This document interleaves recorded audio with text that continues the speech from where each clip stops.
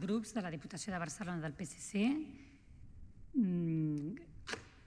candidatura de Progrés, Esquerra Republicana, Acord Municipal, En Comú Podem, Confluència i Tot per Terrassa, d'adhesió al Fons Català de Cooperació al Desenvolupament per a la fi immediata i urgent de la guerra a Gaza.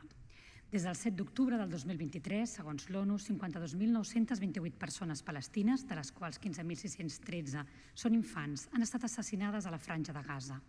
Des del món local estem horroritzats per la matança contínua de centenars de civils palestins a Gaza, des de la represa del bombardeig israelià a gran escala el 18 de març, quan va trencar l'alto el foc acordat. Des del Fons Català denunciem l'atac indiscriminat en curs contra els civils palestins. Exigim una resposta immediata de la comunitat internacional per posar fi a aquesta barbàrie i ens situem al costat del conjunt dels governs i institucions d'Europa que estan impulsant a través de la pressió política i diplomàtica un qüestionament absolut de les actuacions del govern d'Israel. Al Fons Català ens oposem de manera ferma a l'escalada de les operacions militars d'Israel a Gaza. El nivell de patiment humà a Gaza és intolerable. Els atacs aeris i els bombardejos d'artilleria han colpejat cases, escoles que serveixen de refugis i tendes de persones desplaçades internes, un patró àmpliament documentat per l'Oficina dels Drets Humans de l'ONU des de l'octubre del 2023.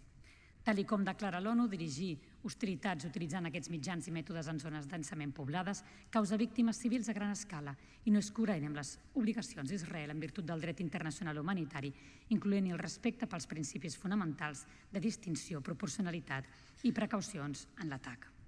En aquest sentit i en aquest marc, la Diputació de Barcelona, des d'una profunda preocupació humanitària i ètica, recolza aquesta moció que vol denunciar els atacs indiscriminats de l'Estat d'Israel i està portant a terme contra la població civil palestina a Gaza des del 7 d'octubre de 2023.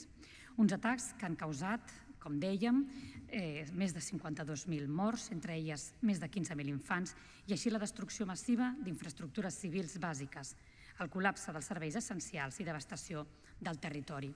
La moció condemna amb la mateixa fermesa l'atac terrorista perpetrat per Hamas el 7 d'octubre i exigeix l'alliberament immediat i incondicional de totes les persones segrestades.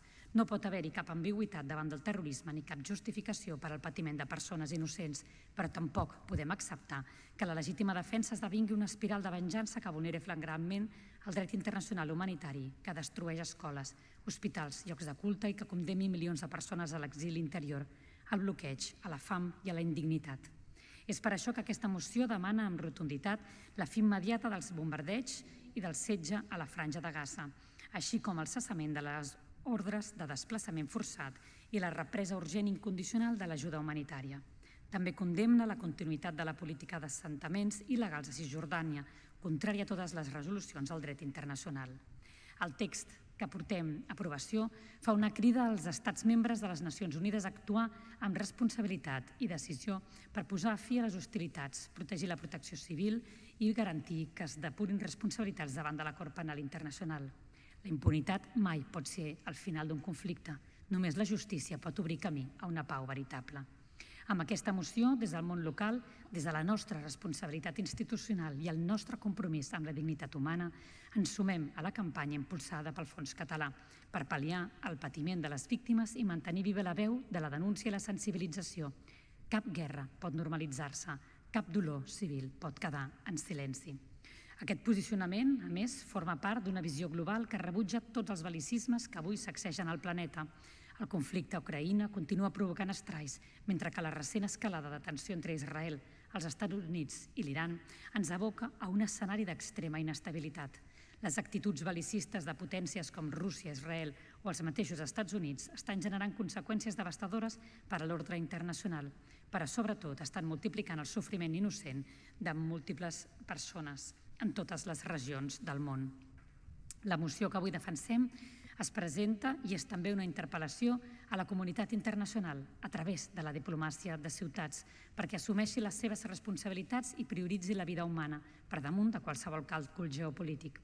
És una demanda de pau, una demanda de clara voluntat incondicional per la pau, una crida a reconstruir el diàleg i el respecte mutu com a única via possible per garantir la convivència en llibertat i dignitat, perquè creiem en el valor de la vida, en la força del dret i en l'esperança d'un futur compartit, i perquè com a institucions públiques tenim el deure de defensar la humanitat sempre i a tot arreu. Moltes gràcies, vicepresidenta.